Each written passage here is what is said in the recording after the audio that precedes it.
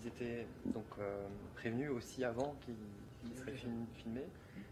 Oui. Est-ce que vous avez essuyé beaucoup de refus? Oui. Alors, on a eu... donc, c'est toujours le problème de qui pose la question.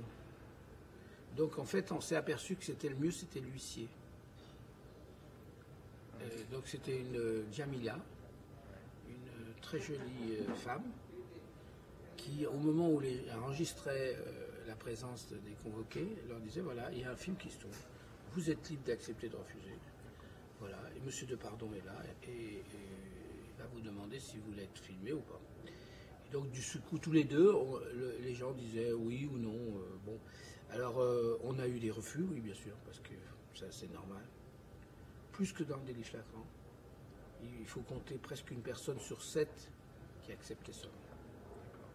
Mais on est resté très longtemps pour justement que le matériel des gens qui ont accepté représente une somme qu'on puisse un peu se retourner, d'avoir plusieurs choses, etc. Donc on avait une centaine de personnes d'affaires, donc ça veut dire qu'on en a vu passer plus de 700 comme ça en 3 mois. Vous avez tourné pendant 3 mois. Hein. 3 mois, ouais. 3 mois. Et donc, bon, et sur les 100 affaires que j'avais dans les roches, on n'en a retenu que 12, quoi. Donc ça veut dire qu'on a quand même bien sélectionné.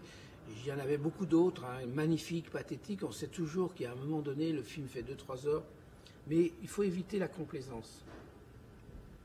Complaisance, c'est-à-dire que moi, je sais personnellement, il y a des gens comme ça qui souffrent et qui ont une espèce de dimension lyrique et qui sont toujours très photogéniques.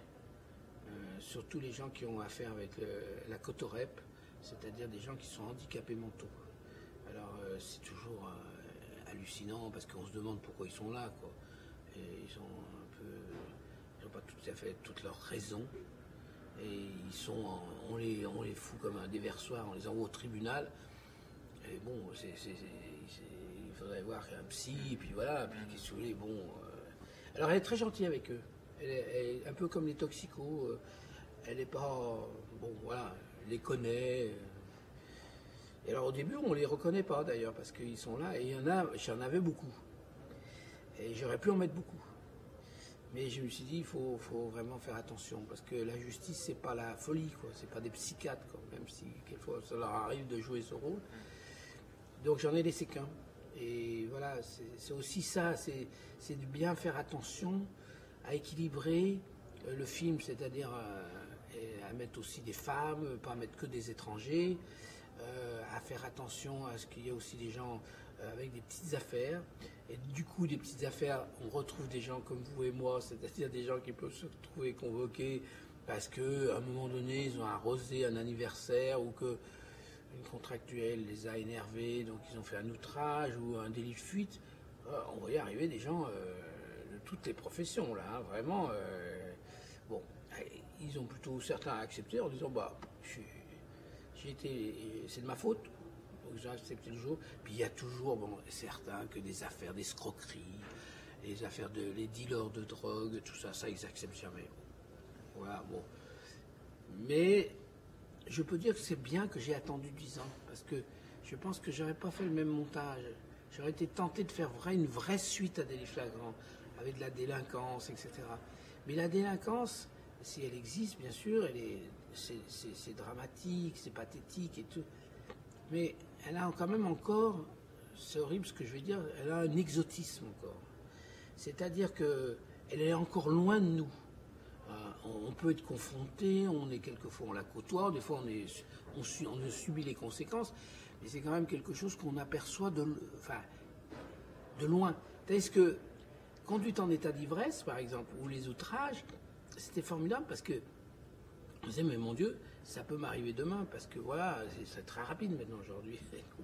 Et il y a plein de gens qui ne savaient pas qu'on se retrouvait là-bas. Et alors, c'est aussi la même chose pour les harcèlements. Ça, c'est nouveau, parce que les femmes, maintenant, ou les hommes, en tous les cas, osent porter plainte sur des choses morales.